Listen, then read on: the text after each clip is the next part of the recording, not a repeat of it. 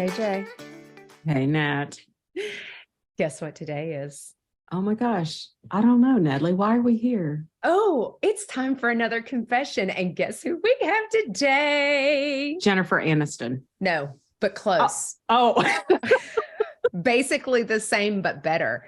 Brad Pitt? No, Chris MacLellan. Oh my gosh, that is so much better. He's so awesome. And Chris is on here, clearly. Chris is just sitting here watching us be idiots. That's true.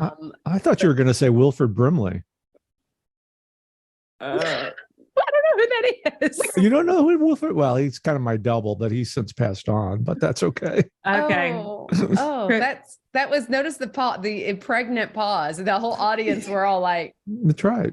Who is that? We're all going to go look that up. Hello. We should say Google. Hello, Siri. You'll definitely recognize him once you see him. Yeah. Okay, awesome. Everybody, we will post that photo along with our podcast.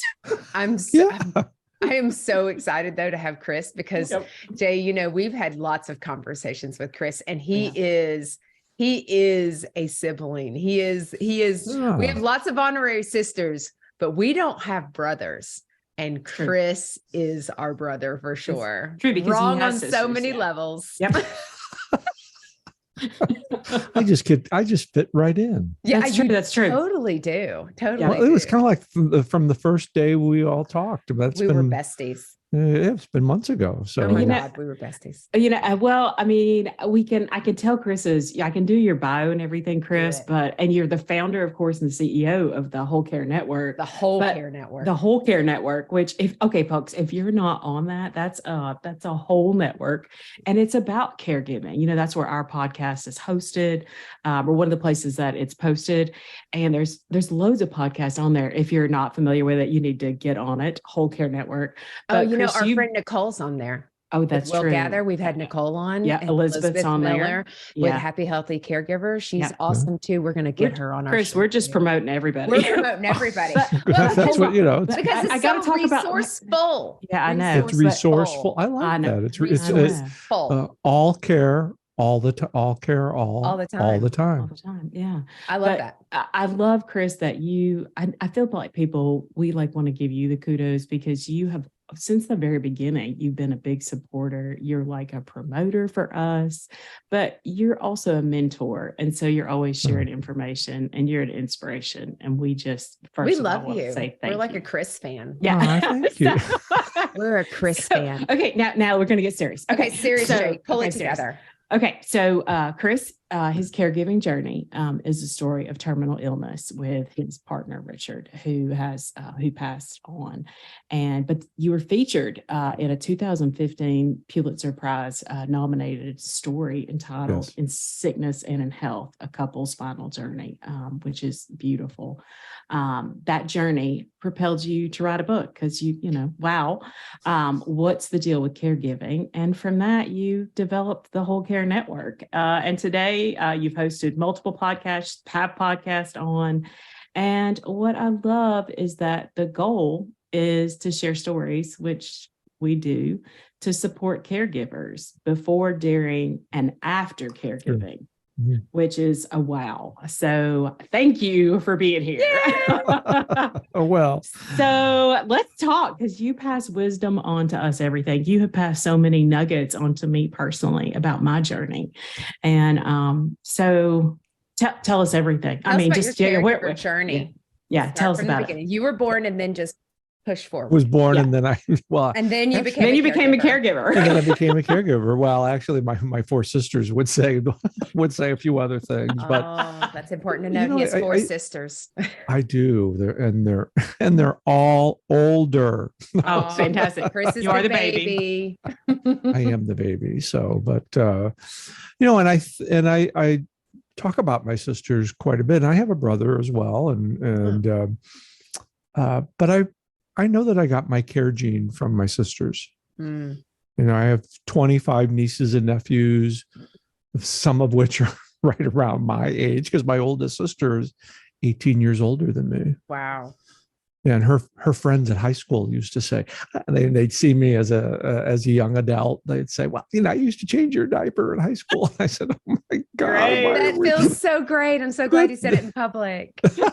Yeah. You. But I feel I'm very fortunate to be the youngest, because I was able to gain so much knowledge and experience from watching my siblings raise their kids, and the love and care that they had. And that, that kind of just propelled me when it was my turn to be a caregiver.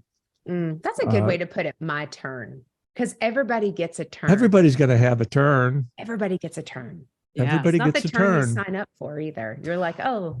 No. What is it you say, Chris? I haven't met one person that's had caregiving on their bucket list of things to do in life. Preach. That's it. So, absolutely. I kept looking at my bucket list. I didn't see it, but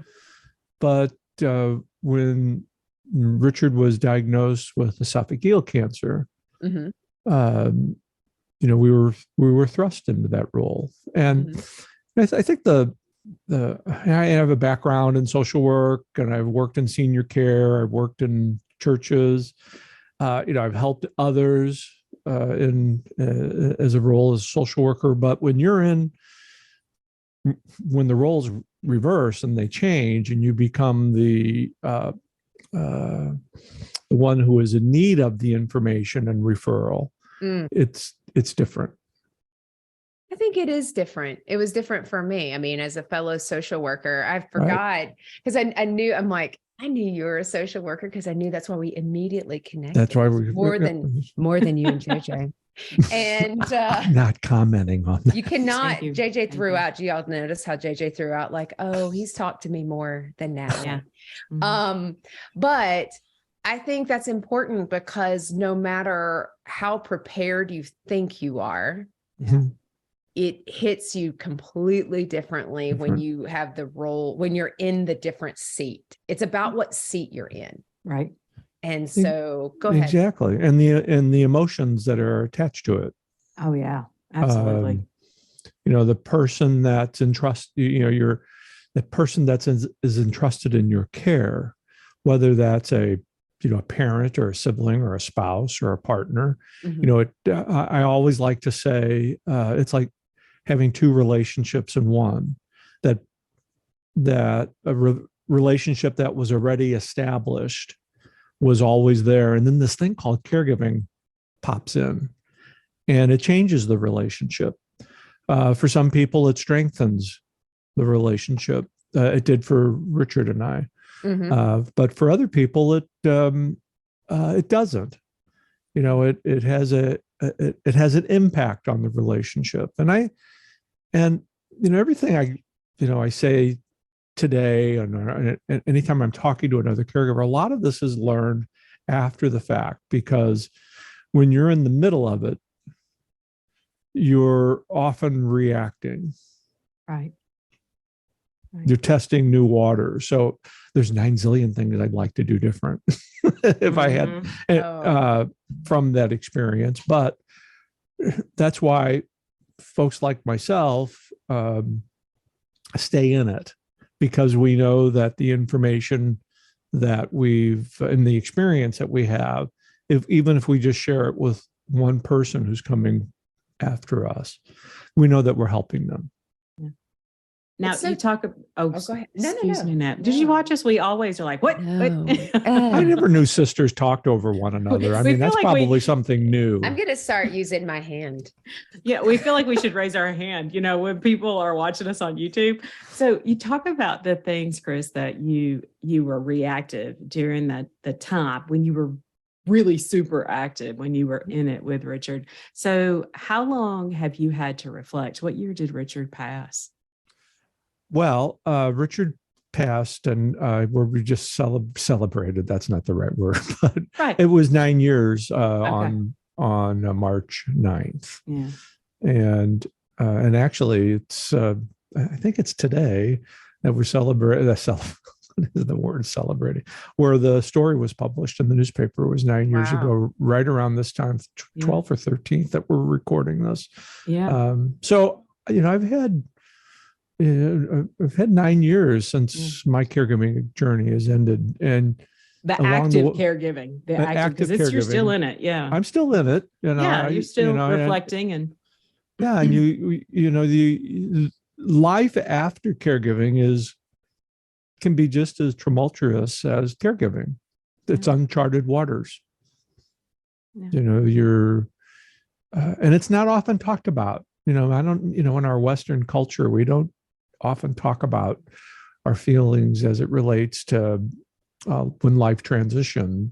And there was times people criticized me for my grief, and I don't really understand that. And but I do know that there are these three components to caregiving, the before, during, and after have all different impacts.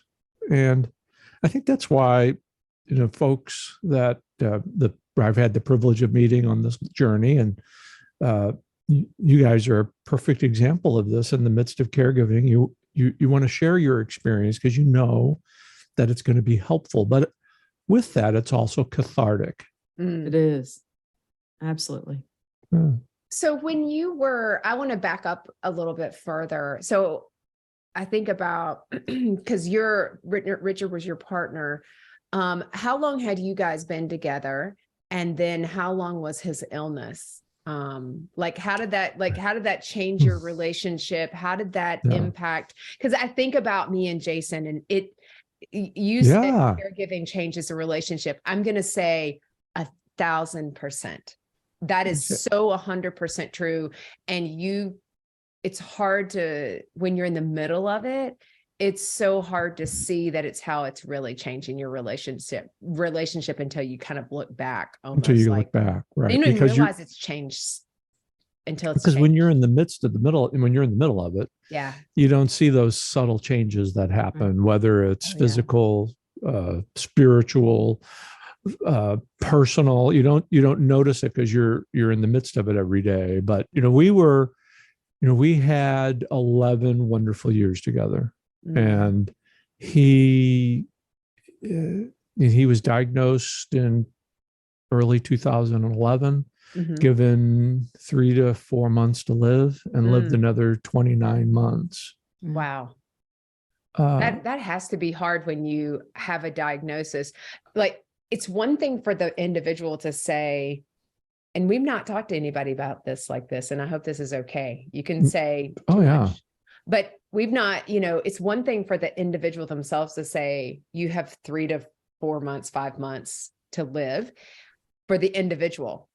But we haven't, I can't imagine what it's like for you as a caregiver for the lovey. That's what I look at it. You're the lovey. And what do you do with that? What do you do? And, and I pissed and you just go start throwing crap and you literally, because I would be mad. I would just, and that's hard.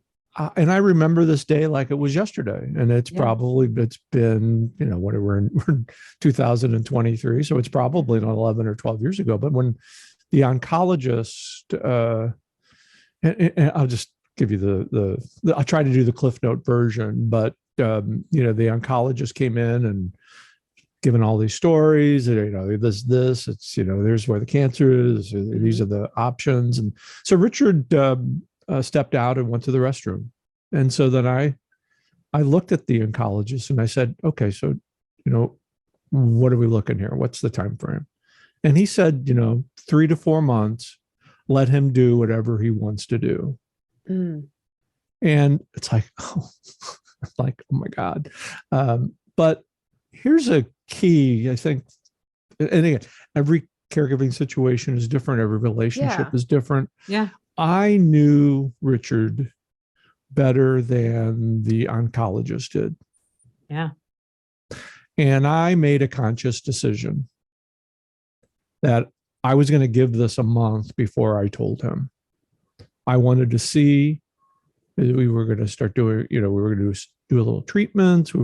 I wanted to see how he reacted after being off the treatments and being at home. He had probably lost 30 pounds. But he was a fighter. I mean, he grew up in Brooklyn, lived in Manhattan. He was 5'2". He took no prisoners. Yeah. And I made that conscious decision, knowing that if I saw him deteriorating, I would have that conversation with him. Yeah. I told him a year later. I said, look at this. Isn't that interesting? The doctor didn't tell him the time frame, and that he didn't ask. He didn't ask. No. It's almost like Richard blissful was ignorance in that sense. Richard came from this era of Stonewall and living in New York in the 60s and being, the other interesting component of our relationship is he always liked to say, well, I'm an agnostic Jew and you're a Catholic seminarian. I said, well, that's a perfect match. But he was one of the most spiritual people that I had ever met. Yeah. Wow. Yeah. So he was grounded. And that's why I felt comfortable. And this is where the intertanglings of a relationship comes in. Absolutely. I felt comfortable holding that back, knowing that if this was going south quickly, that I was going to have to say something. But on a sidebar to that, he and I already had all the had started the conversation about end of life, what the wishes were, what he wanted at end of life. I knew exactly where the paperwork was done. I all throughout that journey, any decision that I made I could reference, because he and I had that conversation about what his wishes were. My role in this, and every caregiver's role, no matter if you're a daughter, a spouse, a friend, the role is that of an advocate. You're speaking on behalf of the person that you're caring for. There was times when I didn't really agree with some of his thoughts, but you know what? I wasn't the one taking the radiation treatments. Yeah. I wasn't going to chemotherapy. I was there as the co-pilot supporting him 100%. Yeah. I shared in the sadness, but I wasn't taking the medicine. Mm-hmm. And I think that's what, the message of our stories, they all resonate in caregiving, because, it's the stories of what binds us all together. Yeah. One of the nuggets that you gave me several months ago, Chris, was we talked about the words that Mom shared with me, those hurtful words. And what you said to me was, remember, it's the disease, JJ. It's the disease talking. It's the disease talking. Yeah.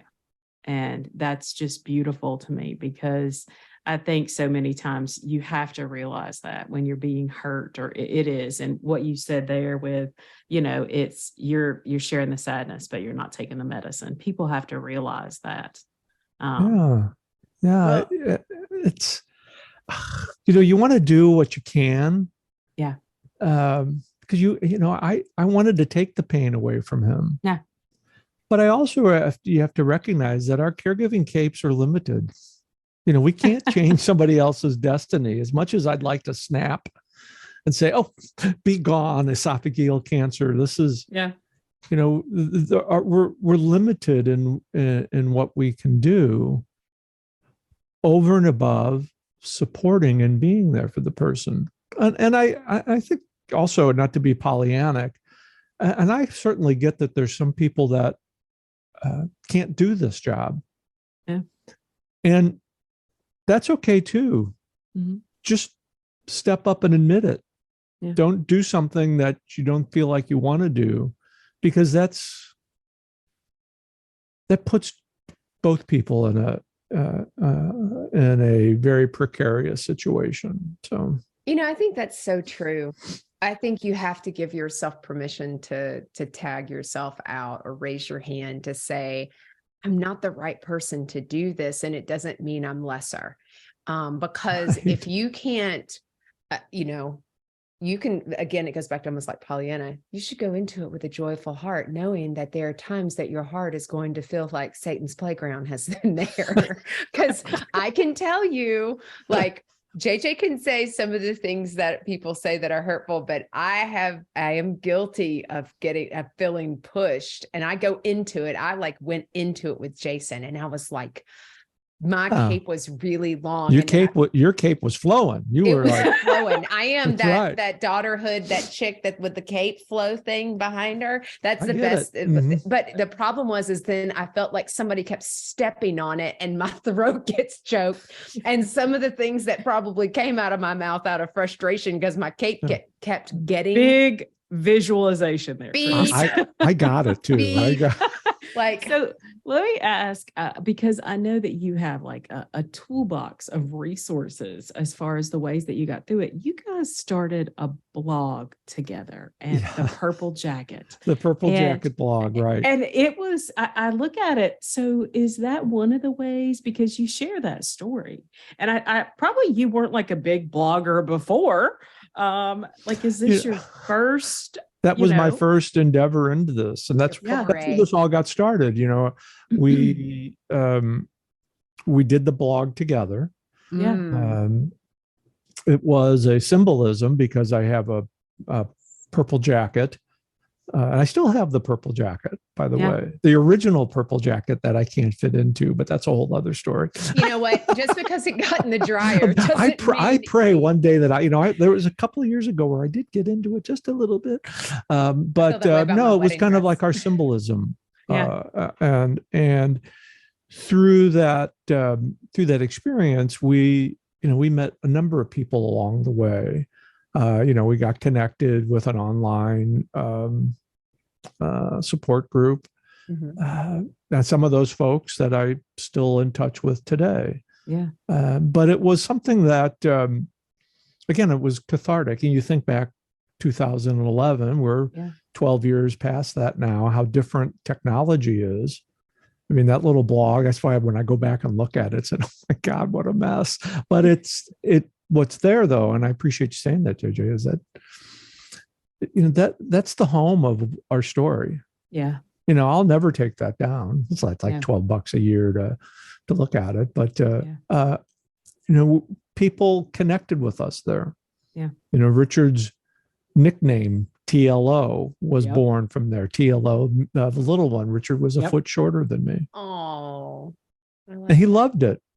He loved the comments. People would say, "How's TLO doing today?" And what that did for me, it's kind of propelled me. I had mentors along the way. It kind of propelled me into this. I've never really had the right word because I don't look at it as a business. I don't look at it, kind of like a calling. I have 5-6 years in the Catholic seminary, and for a lot of reasons, this is kind of like a ministerial component for me because it touches all those areas that ministry does without the formal ordination, because you're helping people. You're helping people get through struggles and sharing your background and what worked, what didn't work for us. That's why it's hard. That's why it's always it's always going to be a part of me in one way or another. Yeah, but so here's the thing: you're a social worker. Yeah. You were, if there's something as you grew up with your sisters, especially, I mean, yes, you have a brother, whatever, but, but if you, and we get along, I get along really well with my brother. And that's really super sweet. Yeah. And so, but you have sisters. And so no, she's like, but you have sisters. Whatever. And so who FYI, you can't see, you can see a little teeny bit on the left-hand side. If you're watching the YouTube, you can see some of Chris's sisters in the background. And so, now he's turning his camera. So it's where they're beautiful. It's like his wonderful all these sisters. Family photos. I love it. And so I think you're a social worker though. It totally makes sense to me that you're going to say, because you're a helper, you're a servant. You're a helper, that's what you're That's what you're called to do. So it's right. not only your professional mission, but it's your personal mission, because anyone who does social work or works in human services or works towards serving others, it makes perfect sense to me that you would have thought, okay, you got a little bit of your social worker hat on while this is going through, and you're like, okay, what can we do? And you know that journaling is therapeutic. And so to start the blog is just a very visual public journal. And I can tell you, we used Caring Bridge.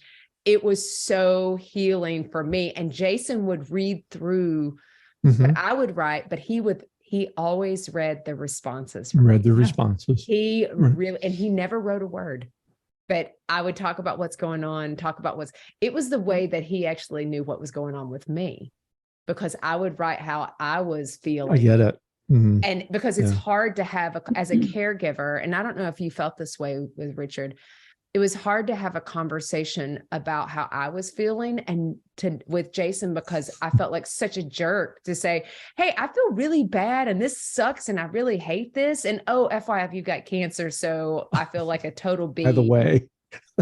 I feel like a total B for bitching and complaining. And so I didn't know if you were able to ever really have those conversations with Richard about how you were feeling. Well, not so much, but let me tell you about Richard's wisdom in this. He knew. Yeah. If there was one person who knew what this was doing to me, it was him. Because he would often say, you're not taking care of yourself. I used to, where we lived in Florida, I would get on my bike and I'd go bike ride up and down A1A, which is kind of parallel to the ocean. Sounds like we live on the ocean, but no, I had to drive the car. But that's okay. We know you're bougie. We didn't live in the barrier islands, but and I used to rollerblade and I used to do all those things that, all of a sudden 50 pounds later, you don't see it yourself, but the person that you're caring for sees it, because, and this is a very important point, they know, your care partner knows, whether the words are said or not, that you're their lifeline. And if you're not taking care of yourself, they're wondering, well, what's going to happen to them? And all too, especially as it relates to dementia care. And, Richard did not have dementia, but he often thought I did, but that's supposed to be, but that's part of his humor. But, we kind of lose track of our own needs, our own care, because we're so focused on caring for somebody else. But that person you're caring for, they know. Yeah. They may not be able to articulate it, especially as Richard was able to articulate it, but they know, because they recognize you're their lifeline. And if something happens to you, what's going to happen to them? That's why I would just, we were fortunate. We had open conversations. Not everybody has that comfort zone, but I encourage people to find their comfort zone with their, I'll use the generic word, their care partner, so that everybody knows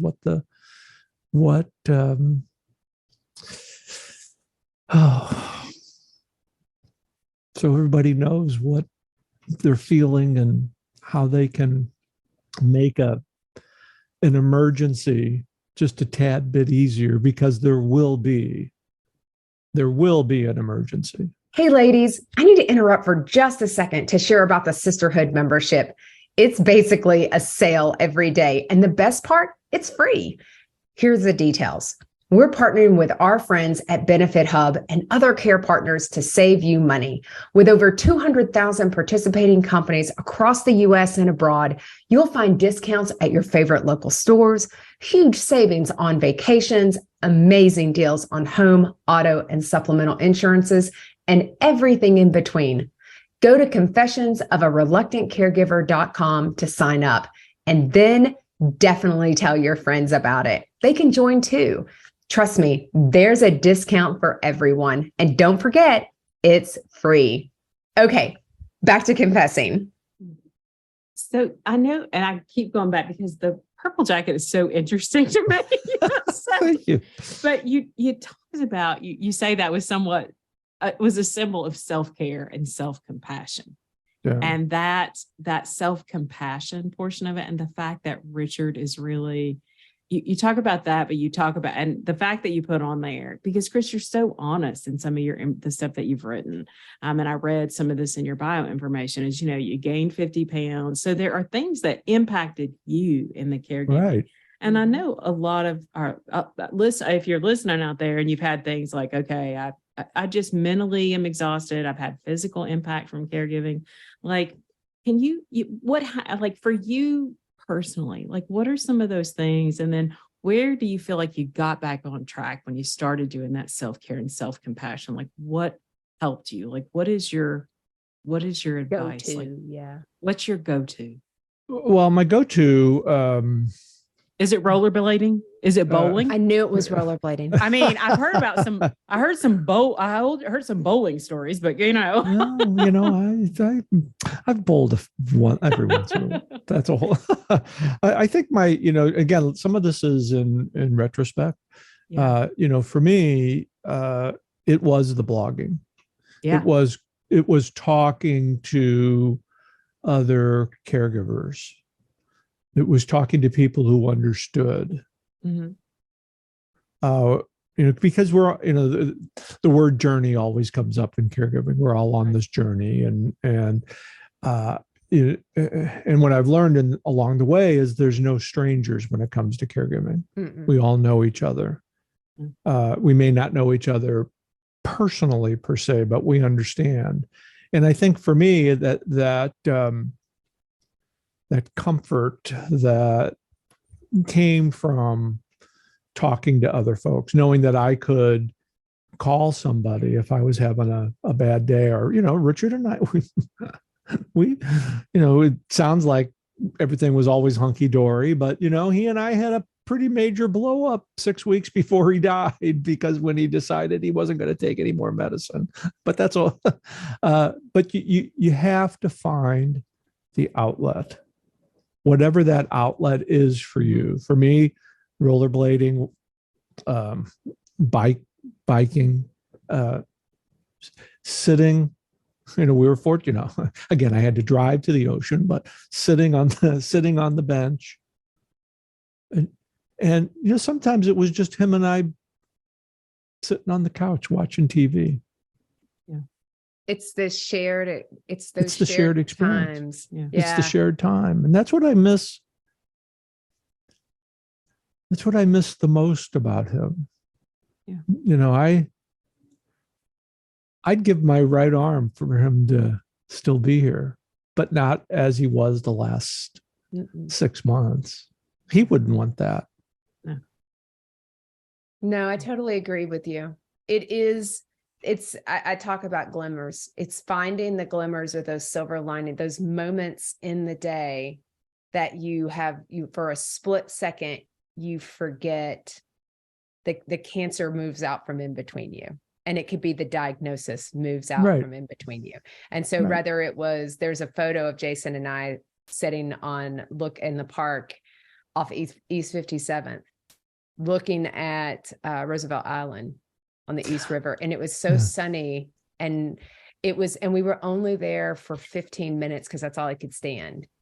But in that moment is the moment that we felt so connected, and just, we forgot about cancer for 15 minutes. Yeah. Those are the moments I will never forget. That those are those moments that are important. Yeah. And those are the moments that bind people together. Yeah. We signed off our blog, our Purple Jacket blog, all the time by saying we might have cancer, but cancer never had us. Mm. Yeah. And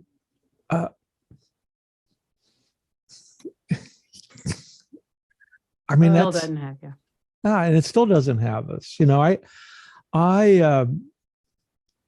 going to kind of get lighthearted here because it's been really deep and serious, but which is good. But there's even leading up to 2 days before he died, when I've got my copious notes with the hospice, and I'm talking to the hospice. We were just coming here to get our meds changed, and he's not responding. What is going on? And they looked at me and they said, Chris, we don't know how this man has lived as long as he's lived, considering the amount of cancer that's in his body. It's a testament to the love and care that the two of you have had, that he's lived this long. It's like, I think I cried for an hour after that. Wow. I don't blame you. Yeah. It shows the power of connection. Yeah, it does. It really does. And how that impacts the body, how relationships impact people. I mean, we were about as opposite two people could beyond the heights, LTO. But we connected in one beyond the very two good. Opposites attract. Yeah, but one of my sisters asked me. She said, "How did the two of you? Why did you? Because they saw it. How did you two connect so well?" Well, we were the youngest. We were both the youngest of our families, and there was a distance between the siblings, and we had shared experiences that were similar but different. But we just connected, and that helped too in bringing in humor into the situation. And here's some humor when the nurse from Humana comes and sits down at the table, and she's going so funny. She's going through all the notes and telling him what he should eat. It was just all these healthy things. And he looked at her and said, "Look, lady, I'm between 80 and death. I'm going to eat whatever I want to eat." That's exactly right. I am not going to die of heart disease. So, and if I do, I won. If I do, I won. Right. I won. And that was his deadpan. It was, oh my God, the lady, she just, you know what? You're right. Yeah. Well, you know what? He was right. He was right. Yeah. I'm hoping that indigestion gets me, ma'am, but nothing else. So, but then, and then the other one that I think is important to, and we kind of touched on it, but it's creating that care team. Yeah. You can't do this all by yourself. We hear that so much, Chris. Yeah. And everybody can have, everybody has a talent, a role that they can play. And, and here's the example that I always use with folks when I talk to them about creating a team and feeling comfortable about reaching out. One of the, let's just talk frankly here, like we haven't been talking frankly, but I know, right? But let's talk about one of the areas of caregiving that a lot of people don't like to do, but they toileting. Mm-hmm. Oh yeah, that takes a relationship to a different level. It does. Especially if it's a parent, taking your mom or dad, helping them at the most intimate times. And Richard was fearless. He was fiercely independent, and him asking for help was hard. But when it came to the time where he needed help for the restroom, we made a joke about it. Of course, it was time. It was time for a pooperama. That is relationship right there, Chris. He'd look at me, I'd look at him, and he'd say, "It's time for a pooperama." He didn't say I need help, but he just said, that was our code. Some days he'd be strong enough to get up and go and walk by himself with me standing behind him. Some days he had to use the walker. But I want to tell you and all your listeners and viewers,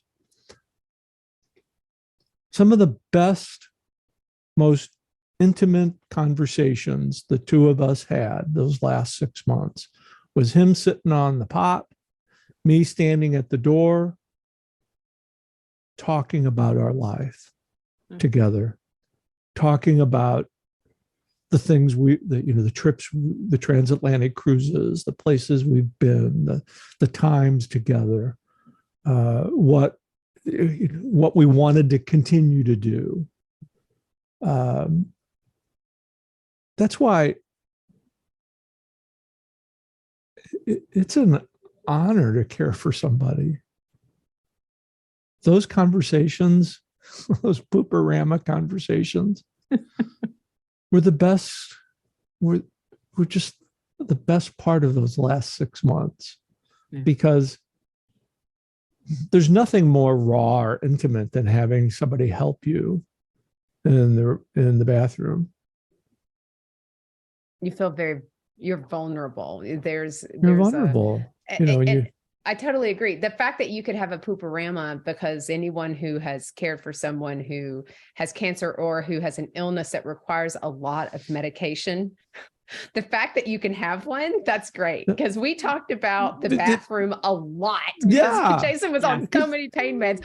And I don't want anybody to tell him I said that. But everybody knows when you're on pain meds. You can easily have a hard time. Pooperamas are infrequent. Yes. And so that's why those conversations during pooperama is so valuable, because honestly, it's such that's the thing. Bowel movements are not talked about enough in public. Like, Natalie, there's no normal conversation. Chris, I'm laying down the law here, because she's going to want to name this podcast Pooperama, and I'm going to have to lay down the law, and she's not going to be able to do that. So, and I have to kind of give you a heads up. My next book is called Pooperama: Tales from the Commode. Yes.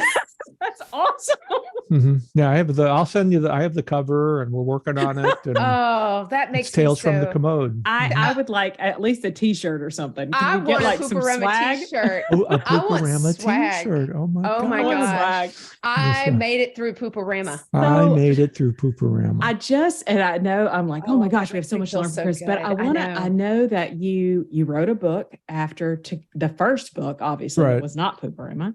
Right. But then I love because there are so many, if you're out there and you say to yourself, I'm in the journey, or I finished the journey, but I haven't done these crazy things that so many listeners, so many of our guests have done. But you took this experience and you turned it into a lot more. Yeah. So just tell us a little bit about the Whole Care Network, because I think people don't understand. People don't know. I didn't know it was out there. If you don't know the Whole Care Network, give us our tell us. Well, actually, the Whole Care Network is kind of it started out as a hobby, and now it's like it was my way of giving back to caregivers. Mm-hmm. As time progressed, I moved into podcasting, which I think is the best medium for caregivers. Because you hear the voice, you hear the stories, you hear the inflections, you hear the reality of what's going on. And so I just, it's like kind of like whole care for the person. That's what what caregiving is really about. What's whole care? And so, we kind of started the Whole Care Network. And you mentioned Elizabeth Miller. Elizabeth's a kind of a perfect example of what I tried to set up for the Whole Care Network. She was one of our first podcasts. Mm-hmm. And now she's a solo entrepreneur with 8,000 downloads per show. She's giving her message. She's sharing her message, as there is with many other people out there. Yeah, right. That it's this niche market, and I use that word lightly, but it is for me, it was an opportunity to give back to the caregiving community. And it also comes from my first job in social work in St. Louis in the 1980s, if you can believe that. But where I was the director of an information and referral service hotline for Catholic charities. We'd have people call in from anywhere from, what time is mass at the cathedral, till, I'm thinking about committing suicide. I mean, you talk about.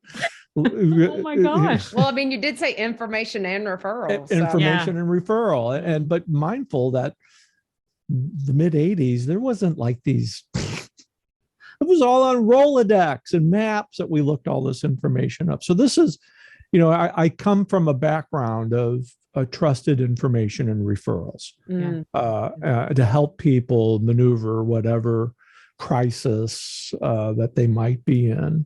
And that's kind of what the premise of my thoughts of developing the Whole Care Network was, on this information and referral service type of availability for people like myself. What was I trying to do when I got to caregiving? I was going to Google. Well, Google, a lot different in 2011 than it is now. Yeah. And so, this network was built so that people could share their stories, because I'm a firm believer that the best information and referral and resources are from one caregiver to another. Another caregiver is not going to tell another caregiver that they're to go to this place or that doctor when they've had a bad experience. It's not going to happen. Absolutely. So you can, I've had people approach me about, advertising on the network, and I'm all open to all that, but, I want to know your why. What's your story? Why are you in this? Because people who've been in it for a long time understand that's one of the most important components. And with what technology is doing for caregiving these days, I mean, it's phenomenal. But any caregiver who's listening are searching for information, are looking for that magic wand that's going to help just even one day. They want to know what your why is, so that they feel comfortable in accessing your service, your product, and that's where I come back, where I say it's, on the podcasting, because you can, like with what you've started here, people know immediately what your why is, and you become a trusted resource. Exactly. Immediately, because you're demonstrating to your listeners, to your viewers, what your why is. Yeah, it's so, I think for every one of us who are on Whole Care Network, or who are raising our hands and lifting our voices to talk about it, it's more than a passion, it's personal. And that's Right. what makes it a true passion, is that it's so personal. And we, in the end, none of us, we all know how we felt in our time alone. And in those moments when you felt in that aloneness, that's where we all keep saying, you're not alone. You're not alone. You're not alone. You're not alone. You're not alone. We're there with you. You can have these bad thoughts. You can have the good thoughts. You can have pooperamas. You're going to have all these things that you never expect, because no one has compiled it fully and say, here's the idiot's guide to caregiving, because honestly, it's so different, yet it's so much the same. That's the hardest thing to wrap around your head around, because it is so individualized, yet the commonality, the thread, that we all have this shared experience. It doesn't matter what diagnosis it is. It doesn't matter how old. It doesn't matter. That's why there's no strangers when it comes to caregiver. So true. Yeah. You know what time it is, Jay? Oh, I can't even imagine. Time for more coffee, I know. Oh, It's sister question time. It is. Oh Sister my God, am question. I used to sister questions in my life? Oh my God, am I used to sister questions? So Jay. for anyone that does not know, Chris is known as the bow tie guy. That's now, true. if you're not watching on Zoom or video, Chris has a really long beard right now. So if he So has a bow tie, and I he didn't has put to my bow lift it. tie on this morning, so my apologies. But that's okay. But I need to know, okay, how long has the bow tie guy been in place, the name? And then secondly, what's the story on the bow tie? Okay, so here's, I love these types of questions. I started wearing bow ties exclusively on my 40th birthday. Oh, well, you're only like 41, so it's only a year. Yeah, Very I've learned that birthday math from my sisters because they they all have that kind of math also. But I'm an honest little brother. Oh, let's have it. So that's 26 years. Okay. I've been really. Would you expect me to wear a straight tie? Yeah, exactly. That's a whole other question. But we go forward in this car. I use that line in my honestly, do you expect me to wear a straight tie? What do you want? But 26 years in a bow tie. That has got to have a background. Well, my father used to wear bow ties. Yeah. I just kind of like the look, and it's fun, and it's a conversation piece. It is. I love bow ties. And I'd like to say, and it's probably out in some of my bios, wearing a bow tie is like wearing two smiles. Love it. It's so true. Love it. Yeah, it's like they're friendly, they're happy. They're friendly, they're happy, they're conversational. It's up until recently, I had about 100 of them. But again, I know it's a sister You are question. the Imelda Marcos. I'm the Imelda Marcos, but I have a great nephew who told my niece, and of course, my nieces and nephews, they all call me the FU. Yes. Favorite uncle. Yes. So my niece, and I call my sisters the Fab Four. So I always, but my niece said, what are you going to do with your bow ties if something happens to you? I said, what? I said, because her son likes to wear bow ties. So I'm thinking, this conversation happened a number of years ago. So you know what I did this year? I packed up about 70 of my bow ties and sent it to him without notice. That's the best gift. It was the best gift. I have my favorites. I have the ones that I started out with 26 years ago, and I kept some of my favorites. But, it's kind of like, why not give things away now that somebody else is going to enjoy? Yeah. You get to see the joy. I get to see the joy. And I had, now I'm the bearded bow tie guy, but I just, to me, it's always been a conversation piece. Yeah. And it's always been a way to make people, because might be difficult for some people to realize this, but I'm kind of reticent in a large group. But it's just part of my style. I just love them. It's an extension of your personality. It is. Thank you. It is an extension. It is. All right. So last question. Favorite question. What is your favorite guilty pleasure? Oh, goodness gracious, St. Ignatius. I have not ever been asked that. What is my favorite guilty pleasure? What is your favorite guilty pleasure? What is my favorite guilty pleasure? You don't have to share it. Nothing with anyone. Stop. I'm sorry. That's right. Yeah, it's my favorite guilty pleasure. Well, beignets at Café du Monde in New Orleans. Do you have coffee or with milk? extra powdered sugar? Oh, who doesn't love powdered sugar? Do you get that in your beard? And I love the remnants of it in my beard too, because the aroma of the powdered sugar and the fried donuts. It wafts.